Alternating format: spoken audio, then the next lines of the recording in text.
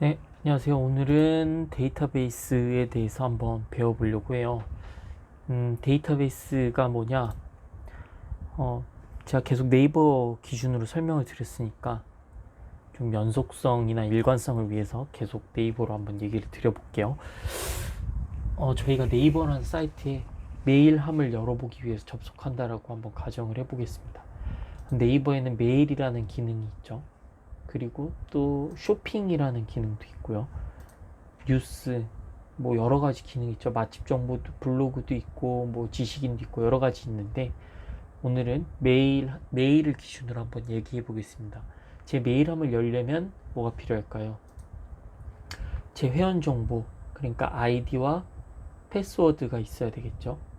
이 패스워드는 네이버 데이터베이스라는 곳에 저장이 되어 있습니다. 저희가 따따따.naver.com으로 접속해서 보는 웹페이지에는 안 보이지만 그 백단에 있는 뒷단에 데이터베이스라는 곳에 저희의 회원 정보가 저장이 되어 있어요.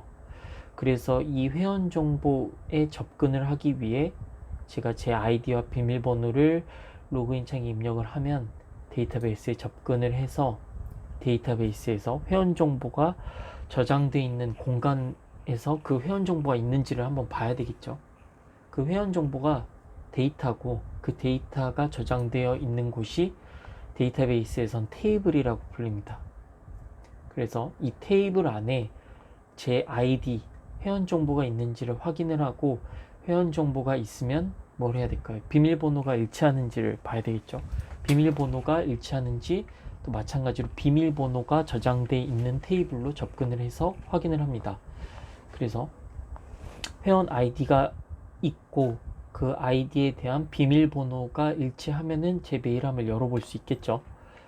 그렇다면 회원 정보가 저장되어 있는 테이블이 따로 있고 비밀번호가 저장된 테이블이 따로 있는데 제 아이디가 어떤 비밀번호랑 매칭이 되는지 알 방법이 있을까요? 이 두 개에서 예를 들어서 여기는 비밀번호만 짜라라락 있고 여기에는 회원 아이디만 짜라라락 있어요. 그러면은 아이디랑 비밀번호를 찾을 수가 없겠죠. 어떤 아이디는 어떤 비밀번호를 갖고 있다 이런 정보를 찾을 수가 없잖아요. 그래서 이 정보를 묻기 위해서는 비밀번호 테이블이나 회원정보 테이블에 이 두 사이에 관계가 있는데 그 관계를 정의를 해줘야 돼요. 관계에 대한 좀 더 쉽게 얘기하면 그 관계에 대한 정보가 들어가 있어야 돼요.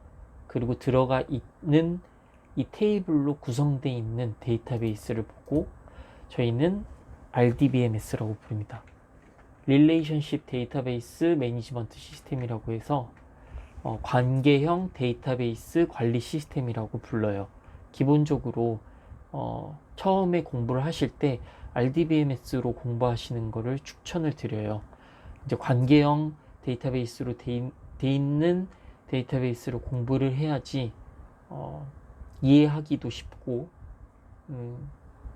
좀 더 쿼리를 이거는 사람마다 좀 생각이 다를 수 있을 것 같은데 제 생각에는 이제 이 정보를 조회하기 위해서는 저희가 쿼리라고 하는 데이터베이스 문법을 작성을 해야 되는데요.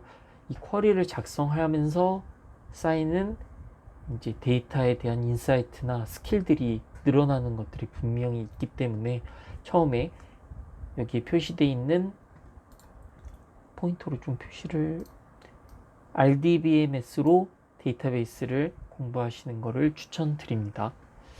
그래서 이제 이 정보들을 알게 된다면 저희는 로그인을 계속 얘기를 이어나가면 로그인을 할 수가 있겠죠. 그러면 이거 다음으로 못 넘어가나? 레이저 포인터.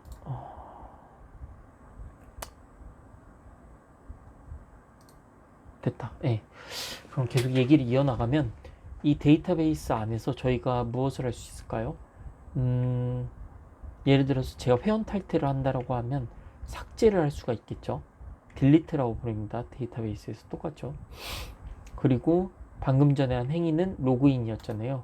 로그인을 하려면 회원 정보를 조회해야 되겠죠. 조회는 데이터베이스에서 셀렉트라고 부릅니다. 선택한다라는 뜻인데 데이터베이스 기준으로는 조회라고 생각하시면 돼요. 그리고 제 회원 정보를 수정할 수도 있잖아요. 뭐 예를 들면은 주소지가 바뀌었다든지 이런 것들을 데이터베이스에서는 업데이트라고 부릅니다.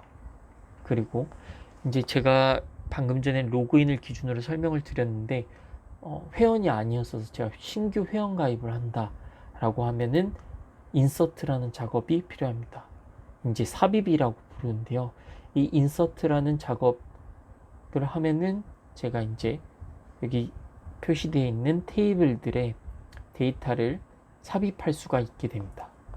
그리고 마지막으로 이 테이블들은 처음부터 있던 게 아니잖아요. 없다가 이제 어떤 필요에 의해서 생성된 건데 로그인 메일 기능이 필요했기 때문에 회원 정보 관련된 테이블들이 만들어졌고 네이버 쇼핑이 옛날에는 없었잖아요. 네이버 쇼핑이라는 기능이 필요로 했기 때문에 네이버 쇼핑이란 테이블이 만들어졌던 겁니다.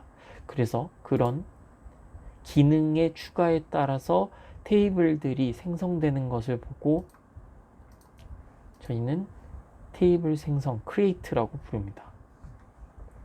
그래서 데이터베이스는 기능이 이거 말고도 다른 기능이 있습니다만 처음에 시작하실 때는 이렇게 5가지 기능에 초점을 맞추고 이거에 관한 문법, 그러니까 코드를 어떻게 짤지를 집중해서 보시면 될 것 같습니다.